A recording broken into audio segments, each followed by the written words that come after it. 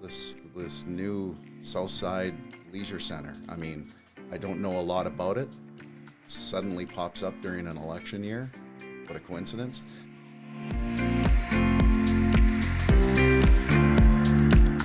This episode of Bring Back the Porch, brought to you by Bernie Leahy, River Street Realty. Let's get you home.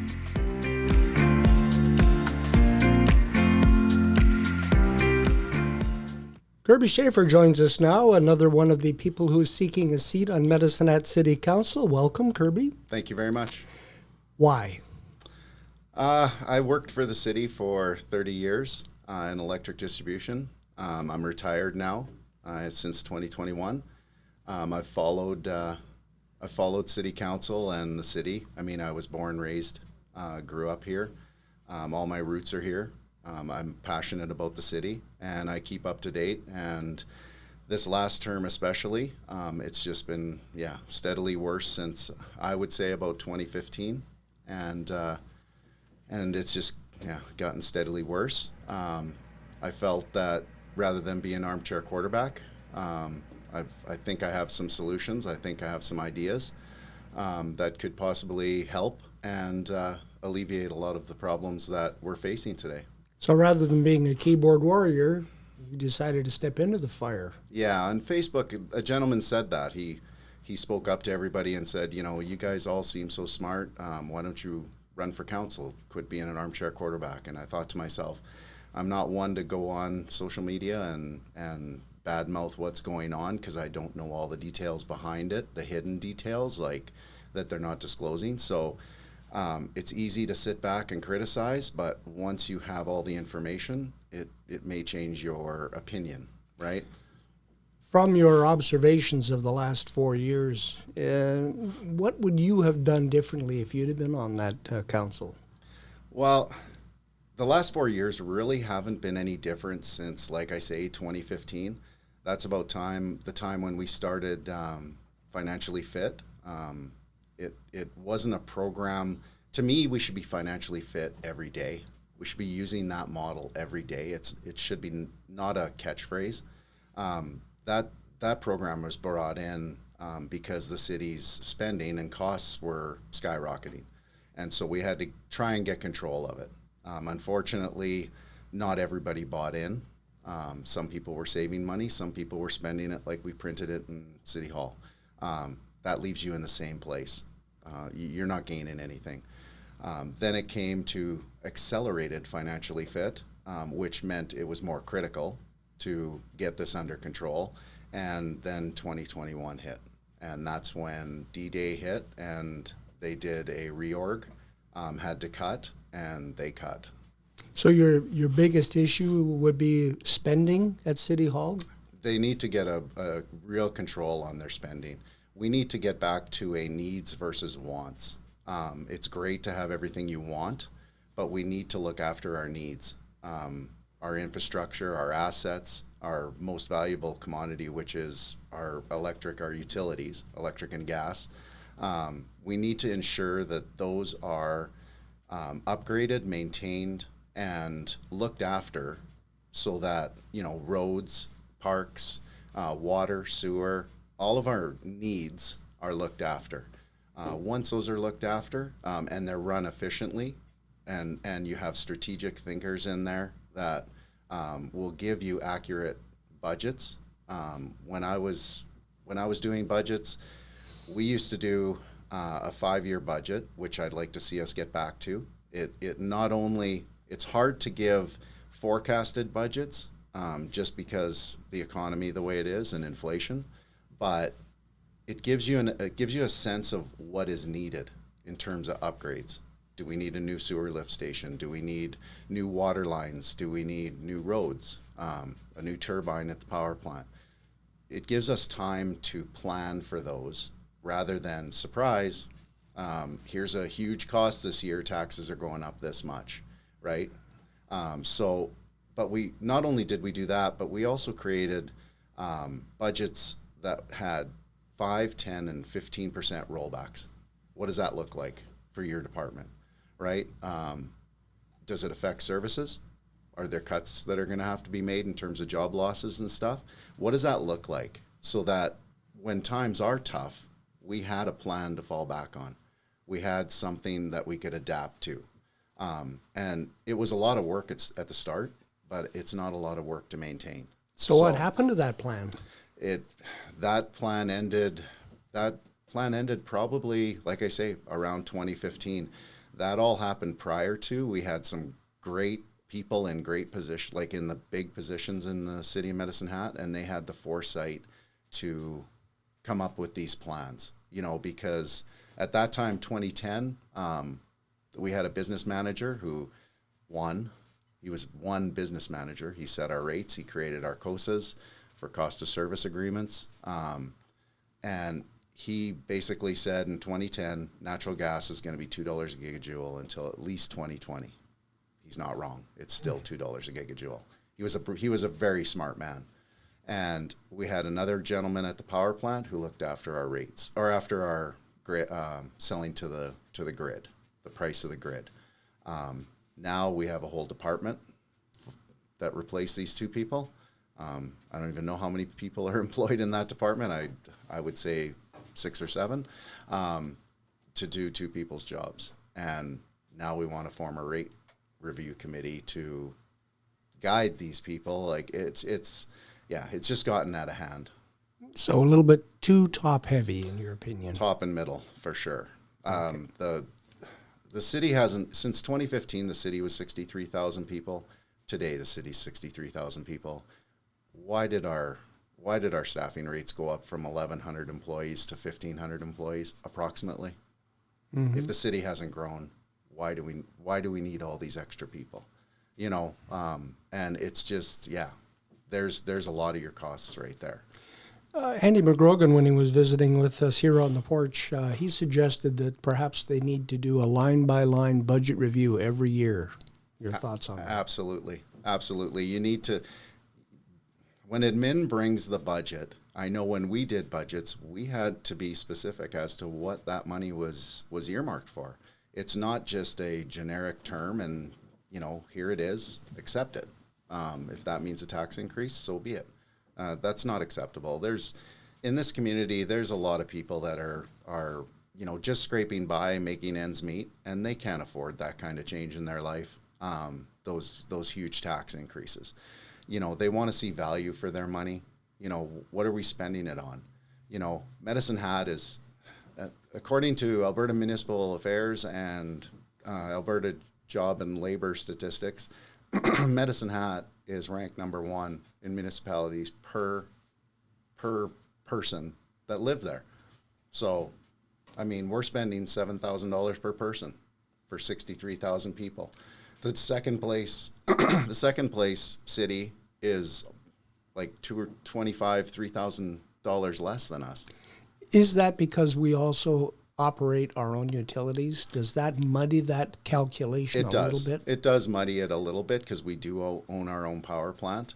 And so those costs do get put on there. But like I say, even if you were to subtract those, we'd still be up there. Like it's not every day you buy a $50 million turbine. It's not every day you're spending millions and millions to upgrade. If you're on top of things, if you have a good strategic plan where we know what our assets are, we know the life of those assets, and when they're due to be replaced, you can plan for those for the future. That's what reserves are for. Reserves aren't to dip in because you're out of money and you go, well, how are we going to pay for that? We'll just dip in reserves. Well, pretty soon those reserves are gone, and you get a massive water main break like Calgary had this year. That's what those reserves are for. It's those emergency reserves, right? Not, oh, hey, I've got some money, let's spend it. Not a slush fund. Not a slush fund, for your wants. This new Southside Leisure Center, I don't know a lot about it. It suddenly pops up during an election year. What a coincidence. I'm a detailed person. I need a lot of information to make sure that the decision I'm making with not my money, but taxpayers' money, is the proper thing to do. It's adding value to the community. It's needed because the Big Marble is overcrowded. You can't swim in the pool because it's full. then maybe we need something, right? But I don't even know the numbers that are using Big Marble. Is it making money? Is it losing money? If it's losing money, why would we need another one to lose money? We can't support the one we have now. So you got to almost have a common sense, strategic. You don't have to be an industry leader. You just have to have strategic thinking, no different than you do in your own life. So nice to have versus need to have. Right. Okay. When you're looking at budgets and you're talking about cutting expenses, and you know this from personal experience, that sometimes means people lose their jobs. Do you lose track of that when you're going through the budget and thinking this is going to mean that some people won't be here? Of course you're going to lose sleep over it. It's someone's livelihood, right? Everybody has stresses in their life, and that's the last thing you need stress from. When I got hired on the city, people always said to me, we've never had layoffs. Don't worry about it. We've never had layoffs, and that's nice to have when you have that, behind you. But I also know a lot of our managers, they used to say, like, show me a work plan. Like, show me how many work hours we have this year, and then show me the work hours available for the employees that we employ. If we don't have enough employee hours, then we need to hire. And when we hire, are they sustainable? Or is this just a one-off?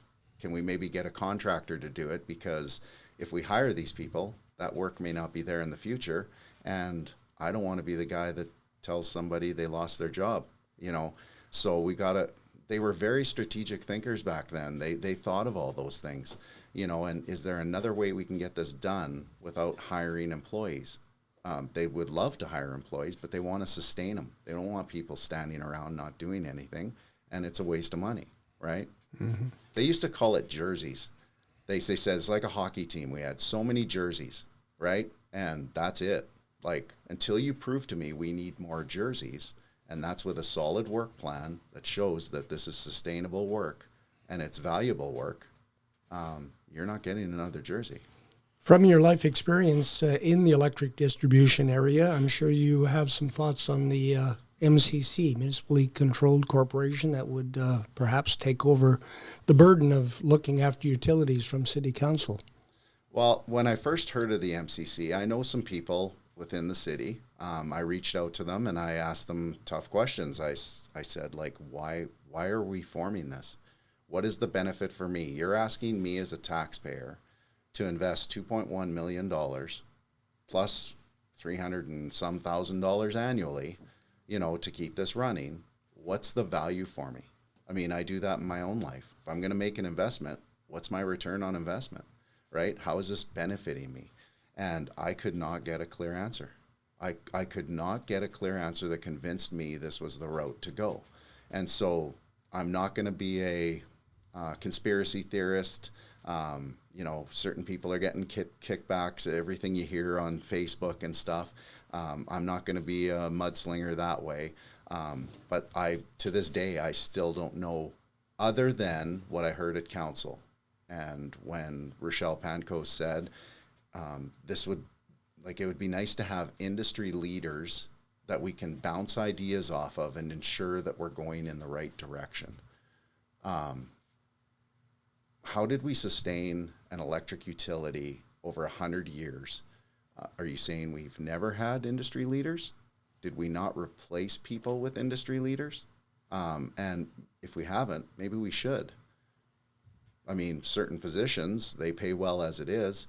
If I top that up a little bit to attract an industry leader to run our energy division or work in our energy division as an industry leader, that's a lot less money than $2.1 million to start a board that you can't prove to me we need. Do you have any political ideology? Would you paint yourself as a blue conservative or a red liberal or NDP, or are you an independent thinker? I'm right in the middle. I see positives to every party. I see negatives to every party. I'm not devoted to one party. I think politics has gotten to the point where you're the official opposition. So that means you disagree with me even if I have a good idea.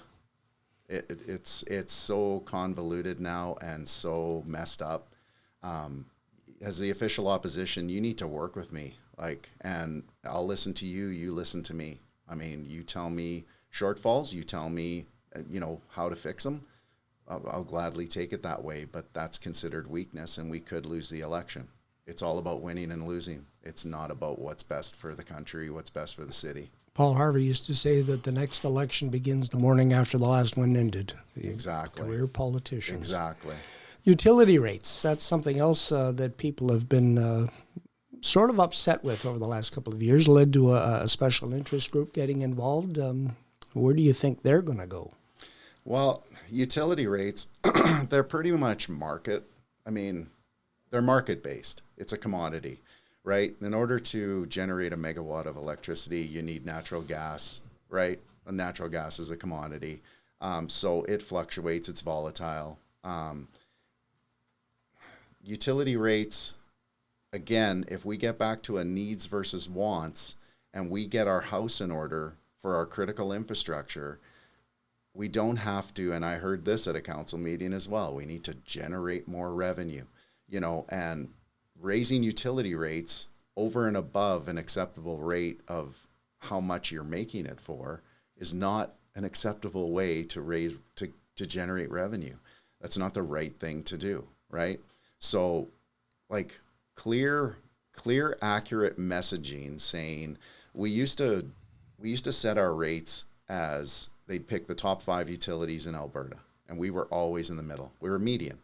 It was simple, right? You look at what everybody else is charging, and we're in the middle. There's your advantage, right? Now, if the city made some revenue from that or extra revenue from that, you knew that was going in reserves, or it should go in reserves, and not just, I've got some extra cash, hey, we can buy some more stuff, that we don't necessarily need. So if you, like I say, you get your house in order and get that needs versus wants, get an accurate budget. I mean, I'm not going to sit here and tell you I'm lowering taxes, I'm lowering utility rates. I can't promise that. I don't have a crystal ball. I need all the information and then, tally it all up and say, here's what we need from taxpayers in order to sustain a well-run community. And when you have a well-run community, industry will invest in that. You want to bring industry here? I'll give you an example. I used this online to a gentleman. I said, back when I first started with the city, we were the number 1 reliable electric utility in Canada.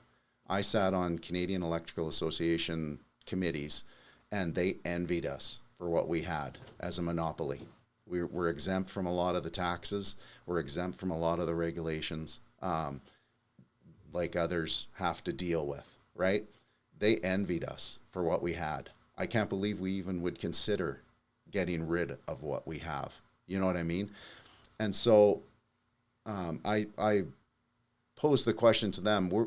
It used to be a council mandate that we were number 1, right? Or at least in the top 5 in Canada of all the utilities, big players and everybody, right? That fell by the wayside. When I retired in 2021, we weren't in the top 10. I'm embarrassed to tell you where we were. Mm-hmm. Now, as a business, if our economic development went out to a big conference with all the major businesses looking to expand, and you had ammunition in your gun that said, hey, I can use this to attract business. You know what? Business wants reliable power. Business doesn't want to have outages. Do you realize we're the number 1 reliable utility in Canada? Get their attention. It would definitely get their attention, but we have lost sight of that. We've lost sight of those things, and it's unfortunate. You just mentioned economic development. That is another way that you can increase your revenues so that maybe you can pay for some of the things that you want to spend money on. Mm-hmm. As a member of the Medicinehat City Council, what role would you play in that? No, I think the chamber, all of our economic development at the city, they should all be working in unison together and sharing information, sharing ideas.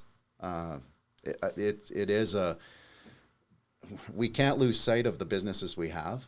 We need to help them sustain and stay open. But we also need to attract, any kind of business, whether it's small business, I've heard small business, medium business, industrial, but no one's gonna, I wouldn't invest as a business owner if I'm being schmoozed by the city of Medicine Hat, gee, didn't I read about you in the paper? Your council's fighting with each other. Oh, and didn't I hear that you guys are, kind of got a debt problem? Didn't you go through a massive reorg? They're going to do their homework on you if they're going to invest in your community, right? So you got to get your house in order first. And that's why I say it all comes down to starting with peel the onion, right? I want better transit, right? Well, you increase service, you're going to increase costs. Costs come from somewhere, right? Not saying the transit doesn't need to be looked at, right? Housing, everything, affordability, you name anything, it comes down to costs. And if we don't have our costs under control, we're just going deeper and deeper in debt. And another one that I wanted to get your opinion on, because of your background in electrical distribution, is the solar project, Samus Solar Project. Boondoggle or investment in the future? I'm not fully convinced. That I haven't seen enough proof that electric and wind can sustain our power needs. Can it subsidize it and help it out? Yeah, it probably could. Was the Samus idea, in theory, without seeing any data or facts? I haven't been privy to that. Was it a good idea on paper, in conception? Yeah, it's something to look at. But do you invest in it and then hire a consultant to see if that investment was the proper thing to do? Probably not the right order. So, again, lack of strategic thinking. Let's get a little bit more strategic here and go, is this adding value?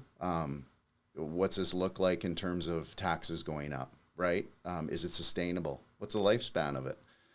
How long is it going to last before we have to do upgrades? Or is this thing going to, the one up by the water slide, I mean, that was a test project. People talk about that still to this day, the huge failure that it was. It was a test project between a number of parties, and the city of Medicine Hat was one of them. We took a chance. It wasn't a significant amount of money in terms of hundreds of millions of dollars. It's not like you're building an event center, but it was a gamble. And at that time, we had the money that, it's a gamble. And if it worked, we would have taken it over. Unfortunately, yeah, it never worked. And I don't think they did enough research into it. There was a lot of failures that I think they could have saw. One of the most valuable pieces of currency we have right now in Medicine Hat is the ballot. I have 8 pieces of currency. Why should I invest one of those in Kirby Shafer? Well, I'm like I say, I'm a very detailed thinker. I don't just, an idea comes up and you throw money at it. You got a problem? Throw money at it. I'm not that type of person. I'm going to ask the tough questions. I'm going to question, and if somebody says you're delving into administration, your governance, I'll find a way to get my question through. If we want to play those kind of games where we're not working together, administration and council have to work together.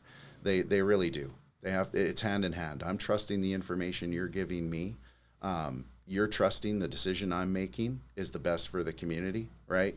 We have to work together. I shouldn't have to ask a lot of tough questions if there is that kind of playing field, happening type of thing.